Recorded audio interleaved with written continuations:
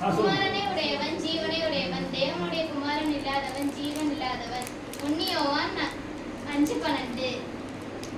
நானே திராட்சை செடி, நீங்கள் கொடிகள். ஒருவன் என்னிலும் நான் அவனிலும் நிலைத்திருந்தால் மிகுந்த கனிகளை கொடுப்பான். யோவான் 15:5.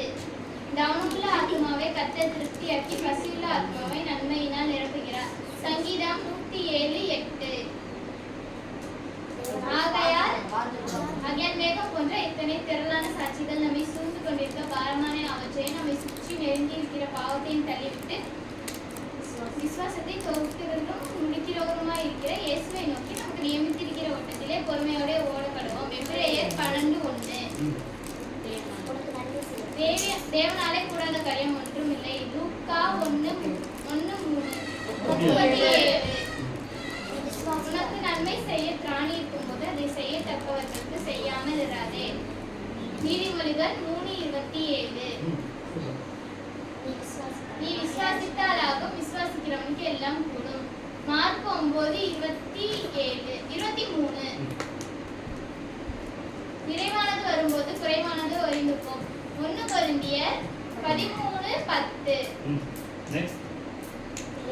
பிள்ளைகளே, நீங்கள் தேவனாய் உண்டாயிருந்த அவர்களை ஜெயித்தீர்கள், ஏனெனில் உலகத்தில் இருக்கிறவரிலும் உங்களில் இருக்கிறவர் பெரியவர். 1 யோவான் 4:4. நான் கூப்பிட்ட நாளிலே எனக்கு மறு உத்தரவு அருளினீர். நான் என் ஆத்துமாவிலே பலன் தந்து என்னை தைரியப்படுத்தினீர்.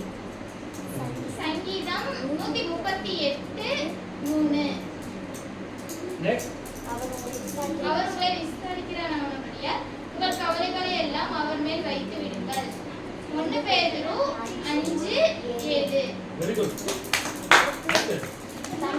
தன்னைத்தானே உயர்த்துகிறவன் தாழ்த்தப்படுவான், தன்னைத்தானே தாழ்த்துகிறவன் உயர்த்தப்படுவான். லூக்கா 14:11.